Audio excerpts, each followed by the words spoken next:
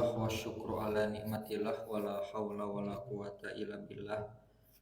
Asyhadu an la ilaha illallah wahdahu la syarikalah wa asyhadu anna Muhammadan abduhu wa rasuluhu alladzi la nabiyya ba'dah, amma ba'd. Rabbi shrah li sadri wa yassir li amri wahlul 'uqdatam min lisani yafqahu qawli. Alhamdulillah, puji serta syukur marilah kita panjatkan kepada Zat yang Maha Ghafur. Atas kudro dan irodahnya lah kita bisa berkumpul bermuajah kembali melanjutkan kajian fikih kita, yang insya Allah kita masuk kepada Kitabus Shalah. Kemarin dianggap tuntas, dianggap beres ya, pembahasan tentang seputar haid dan juga nifas. Sekarang kita coba masuk ke Kitabus Shalah. Kitab tentang sholat itu di sini ada beberapa bab ya, ditotalkan lebih kurang ada 15 bab. Ini sangat panjang. Oleh karena itu mari kita langsung masuk saja supaya tidak berlama-lama karena waktu kita tidak lama. Mangga al-babul awalu. Bismillahirrahmanirrahim.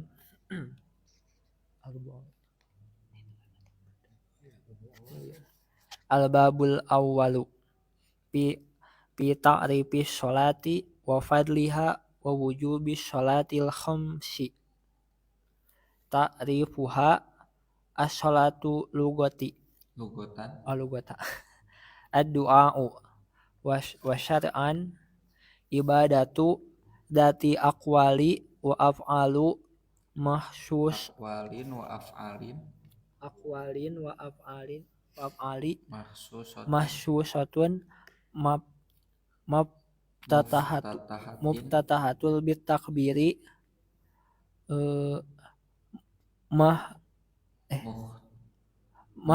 muhtamamatun bitaslimi wa ya'ti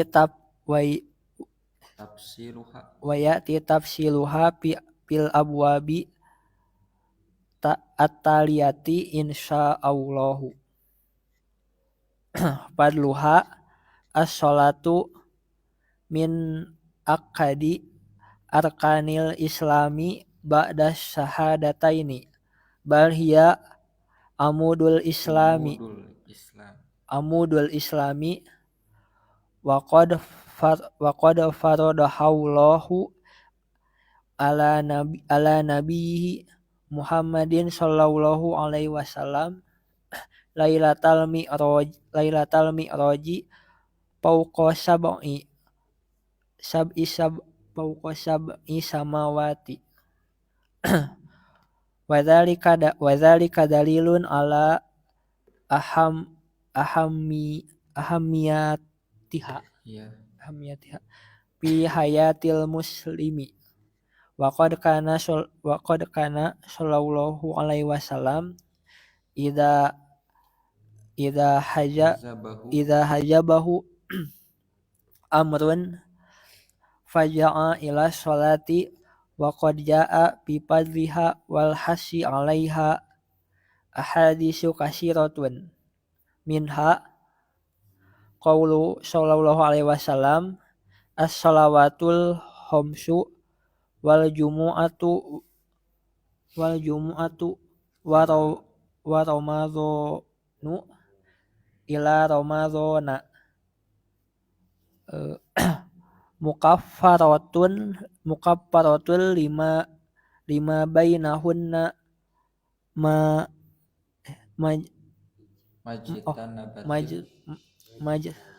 majtanabatil kabairi. Wa qauluhu sallallahu alaihi wasallam ara'aitum law anna nahran bibabi ahadikum yagtasilu minhu kulla yawmin khamsa marwatin hal yabqa min daranihi syai'un qalu la yabqa min daranihi syai'un qala Fadzalika masalus sholawatil khamsi yamhullahu bihinnal khotoya wadaronu Al-wasakh alwasahu ya wasih. alwasihu.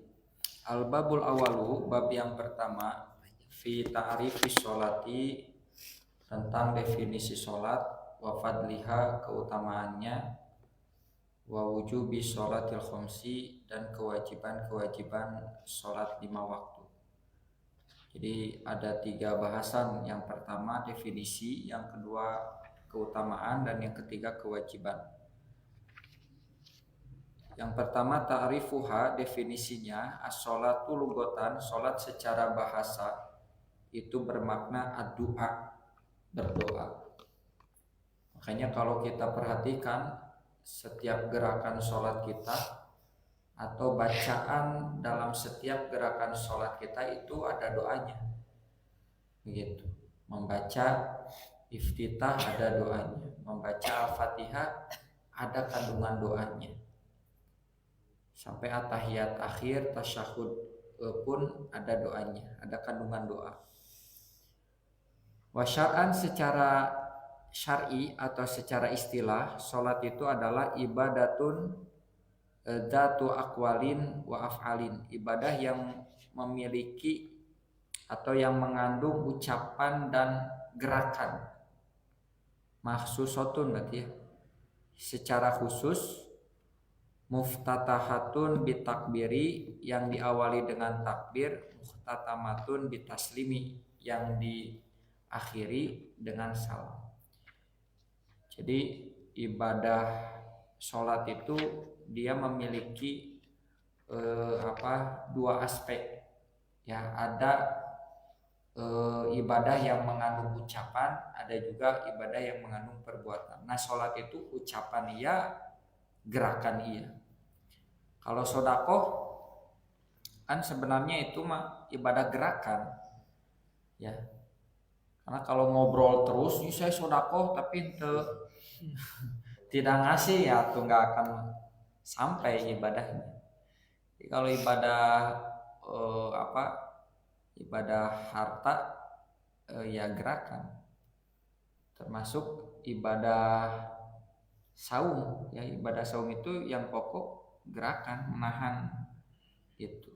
Artinya boleh ngobrol, boleh sambil ngobrol kan, saum boleh sambil ngobrol, boleh sambil tidur. Kalau sholat nggak bisa sambil ngobrol, karena dia ada gerakan khusus dan ucapan khusus. Wayati tafsiluha fil abwabi taliyati, dan akan datang secara rinci di bab berikut insyaallah.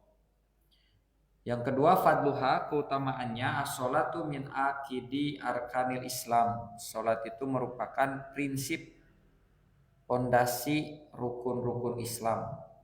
Ba'da syahadataini, setelah 2 kalimat syahadat. Bal hiya umudul Islam, bahkan sholat itu adalah tiangnya agama Islam. Jadi kalau sholatnya tidak benar, rapuh, ya ibadah yang lainnya akan ikut rapuh, karena sholat itu bagaikan pondasi. Wa qad faradahallahu ala nabiyhi Muhammadin sallallahu alaihi wasallam lailatal mi'raj. Dan sungguh Allah telah mewajibkannya kepada Nabi Muhammad sallallahu alaihi wasallam pada malam Mi'raj, fauqa sab'i samawatin, di atas 7 langit. Di atas langit ke-7. Ini Mi'raj ya. Isra itu perjalanan cepat, minal masjidil haram ilal masjidil aqsa. Kalau Mi'raj itu perjalanan ke langit ke-7. Dan kalau kita lihat di hadis-hadis tentang Mi'raj, itu di langit pertama Nabi berjumpa dengan Nabi Adam. Langit kedua Nabi Muhammad bertemu dengan Nabi lain. Langit ketiga juga bertemu. Langit ke-7 kalau nggak salah berjumpa dengan Nabi Ibrahim. Langit ke-6 dengan Nabi Musa. Jadi sebelum menerima perintah sholat, Rasulullah Shallallahu Alaihi Wasallam itu silaturahmi dengan para nabi yang lainnya, yang mungkin sebelumnya hanya tahu dalam Al-Quran, hanya informasi itu. Tapi ketika Mi'raj itu melihat, oh wajah Nabi Adam begini, sampai bertemu dengan Nabi Yusuf. Nah, kesan berjumpa dengan Nabi Yusuf itu Nabi Muhammad sampai bilang, setengah ketampanan yang ada di dunia ini itu setengahnya ada di wajah Nabi Yusuf. Ganteng pisan. Setengah yang ketampanan yang ada di dunia ini itu ada di wajah Nabi Yusuf. Artinya setengahnya lagi hari ini ada di kita. Itu pun dibagi-bagi dengan miliaran manusia. Matak jadi nakir. Karena sudah dibagi-bagi. Gitu. Kalau Yusuf enggak dibagi-bagi. Kalau kita ya sudah terbagi-bagi. Ya, jadi dedekna orang sisanya. Nah itu, jadi kalau kita membahas tentang hadis Mi'raj, wah luar biasa. Itu ya, bagaimana Nabi dari langit ke langit itu ditemani oleh Jibril, dan kemudian para nabi ini menyambut, hebatnya itu. Ya, assalamualaikum ya Muhammad. Oh, gitu ya. Jadi ini pada tahu nabi-nabi ini gitu. Ya itu. Tapi nggak tahu ini dibahas nggak di sini ya. Kalau dibahas nanti kita panjang lebarkan. Kemudian wadalika dalilun ala ahammiyatiha fi hayatil muslimin. Itu menjadi dalil begitu penting sholat itu dalam kehidupan muslim. Saking pentingnya Nabi menerima perintah sholat tidak di dunia, tapi harus naik ke langit ketujuh. Saking pentingnya. Kan orang yang penting itu dijemput. Ya, masa orang yang tidak penting dibiarkan? Orang yang nggak penting datang sendiri gitu kudu dijemput. Kalau orang yang penting itu kan kita jemput. Sekarang di mana? Biar kami jemput, dikawal. Ini sholat itu langsung Nabi menjemput perintahnya, bukan dikirimkan. Waqad kana sallallahu alaihi wasallam, dan adalah Nabi sallallahu alaihi wasallam idza hazabahu amrun, bila ada perkara yang membuatnya ruwet, hazabahu itu asalnya menutupinya, kabut ya, kemelut. Kalau Nabi ada satu kesulitan, kebingungan, kemudian susah mendapatkan solusi, faza ila sholati, maka Nabi akan bersegera ke melaksanakan ibadah sholat. Jadi kalau Nabi punya kesusahan, kesulitan, kebingungan, kedilemaan, itu sholat. Ya, orang mah lamun eka bingung curhat di status WA, di IG ya, gitu. Ini kalau Nabi itu curhatnya langsung kepada Allah. Wa qad jaa fi fadliha wal hasi 'alaiha, dan telah ada tentang keutamaannya dan anjuran melaksanakannya atau memeliharanya ahadisu katsiratun, hadis yang banyak. Minha di antaranya qauluhu sallallahu alaihi wasallam, Nabi sallallahu alaihi wasallam bersabda, as-shalawatul khamsu, salat 5 waktu itu, wal jumu'atu ilal jumu'ati, satu Jumat ke Jumat yang lain, wa ramadhanu ila ramadhana, satu Ramadan ke Ramadan yang lain, itu mukaffiratun, menjadi kifarat, penghapus, penggugur dosa. 5 bainahunna, di antara Jumat ke Jumat, 5 waktu, 5 waktu Ramadan ke Ramadan itu ternyata menjadi penggugur dosa. Majtana batil kabair, selamat menjauhi dosa-dosa besar. Ya, dosa kecil mah nya kitulah, meureun najong non suku batur kerpucalnya gitu, terbawa emosi gitu, atau terlalu kasar ya, mungkin itu dengan sholat 5 waktu kehapus. Dari Jumat ke Jumat juga kehapus. Naik motor nyenggol motor batur gitu, orang kabur desieun. Nah itu ya mungkin mudah-mudahan dengan Jumat ke Jumat sholat 5 waktu ke sholat 5 waktu itu dihapuskan. Wa qauluhu sallallahu alaihi wasallam, dan sabda Nabi sallallahu alaihi wasallam, aro'aitum law anna nahron, bagaimana menurutmu jika ada sungai, bibabi ahadikum, berada di pintu salah seorang kamu. Jadi kalau ada sungai, sungainya itu ada di hadapan pintu kamu. Gitu. Tentu bukan sungai Citarumnya, ini sungai yang jernih. Yagtasilu minhu, dia mandi dari sungai itu kulayomin, setiap hari itu khamsa marotin, 5 kali. Mandi sehari 5 kali. Hal yabqa min daronihi syai'un, apakah akan tersisa sedikit pun noda dari tubuhnya? Tidak akan, bersih. Ini mandi sehari 2 kali saja, itu udah bersih. Ya, kamu 3 kali ya, luar biasa. Sehari 2 kali saja kita mandi, pagi menjelang maghrib. Pagi untuk aktivitas siang, menjelang maghrib untuk aktivitas malam. Itu bagus itu untuk tubuh, untuk badan bersih. Punya kacidawenya mandi seminggu sekali mah pas Jumat hungkul.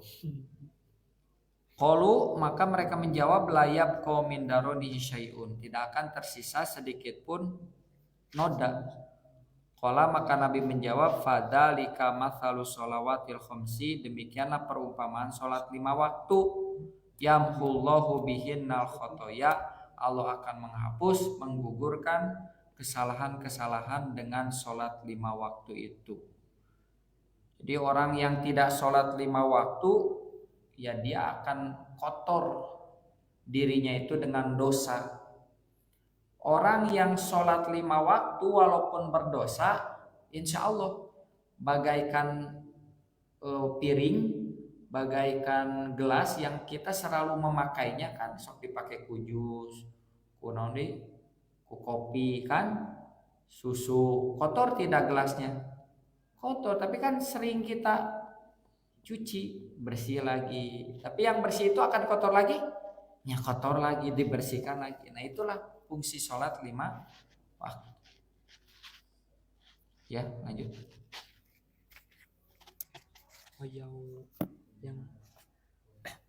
Wajau buha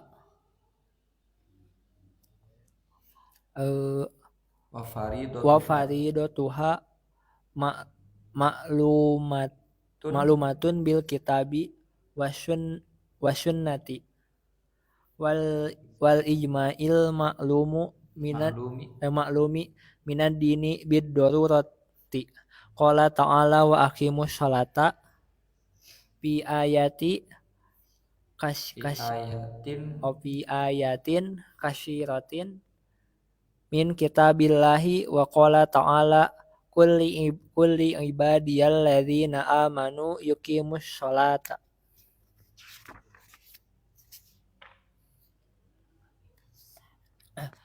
Wa min sunnati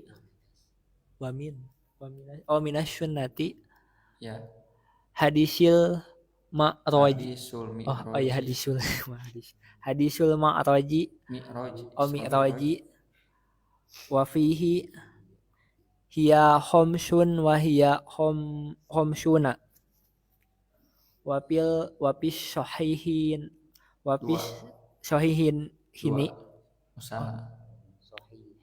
sahihaini. Iya. Qauluhu sallallahu alaihi wasallam, liman sa'alahu an syara'i il islami khamsu shalawatin bil yaumi wal lailati. Qala syailu hal alayya ghairuhunna, qala la ila an tatawwa. Ya, gitu dulu. Wujubuha, kewajibannya, wa faridotuha, kewajiban sholat itu, maklumatun, diketahui, bil kitabi, dalam Al-Quran, was sunnati, dalam sunnah, wal ijma'il maklumi, dan dalam ijma' al-maklumi, yang diketahui, minad dini, dari agama, bidoruroti, secara pasti. Qala ta'ala, Allah ta'ala berfirman, a'udzubillahi minasyaitonirrajim wa aqimus sholata. Kerjakanlah oleh kalian sholat. Wa fi ayatin katsiratin min kitabillah. Dalam ayat-ayat yang banyak dalam Al-Qur'an. Wa qala ta'ala, Allah ta'ala berfirman, qul li ibadiyalladzina amanu yuqimus sholata. Katakanlah bagi hamba-hambaku yang beriman dan yang mengerjakan sholat. Ini perintahnya. Mana nggak ada kata-kata wajib, kan sauma ada ya, telah diwajibkan saum bagi kalian. Ini aqimus sholat, ya, nggak usah harus eksplisit atau nggak usah dohiriyah.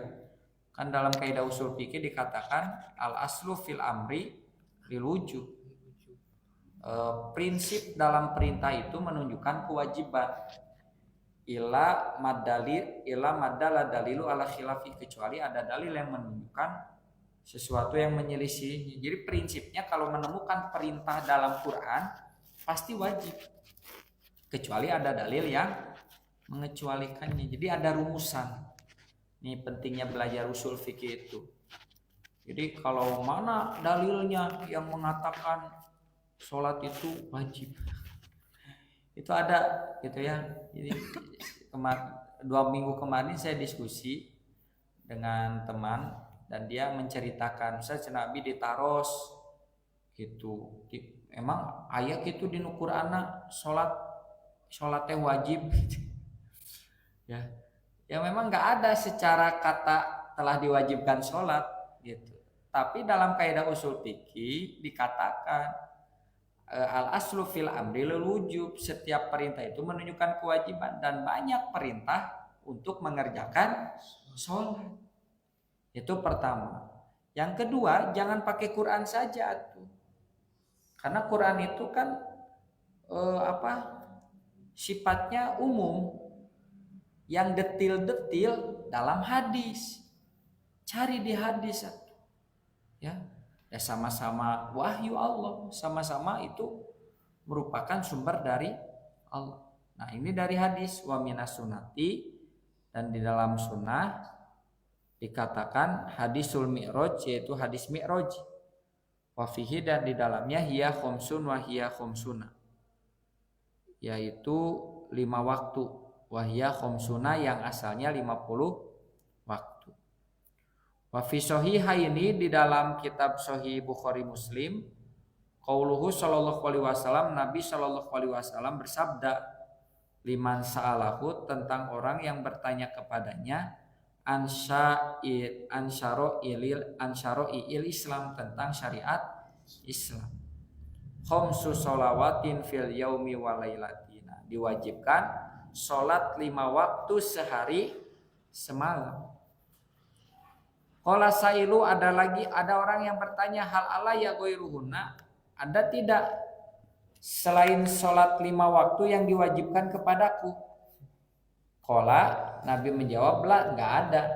Yang wajib itu hanya 5 waktu, illa antatawwa'a, kecuali yang sunnah. Ya, jadi sholat yang wajib itu hanya 5, kecuali yang sunnah. Kalau yang sunnah lebih dari 5, silakan bebas. Gitu. Ya, terus itu materi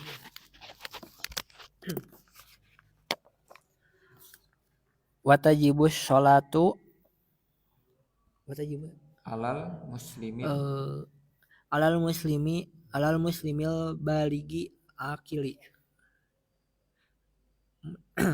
fala tajibu alal kafiri wala syogiri walal majnuni liqaulihi sallallahu alaihi wasallam tafa'al qalamu anis salas tufi'al qalamu an salasatin anin naimi hatta yastaiqiro wa anil majnuni hatta yufiqo wa anis syogiri hatta yablugo.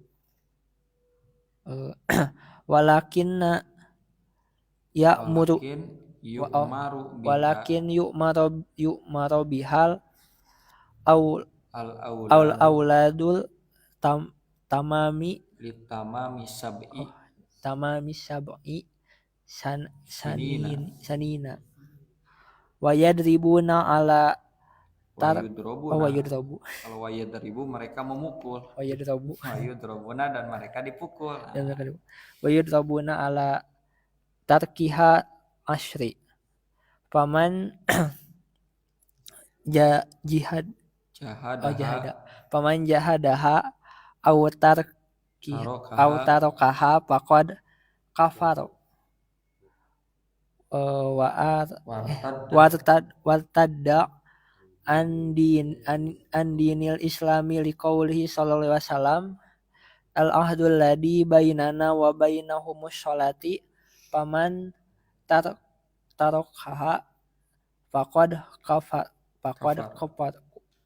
ya. Watajibu sholatu, kewajiban sholat itu alal muslimil baligil akili, bagi orang muslim yang balik dan berakal. Kalau muslimnya belum balik ya, lam yablik, kebalik-balik dan tidak berakal, maka tidak wajib. Fala tajibu alal kafiri, sholat tidak wajib bagi orang kafir. Nah, ada juga yang bertanya, ya ini unik kemarin santri, Ustadz bagaimana saya menyuruh teman saya untuk sholat tapi nggak mau wae sama saya, terus dipaksa-paksa, akhirnya dia mau sholat gitu ya. Terus saya bertanya, kenapa sih kamu teh kalau disuruh sholat teh nggak mau ya, dipaksa nggak mau. Ternyata dia menjawab, ya karena saya Katolik. Bisa apakah saya dapat pahala?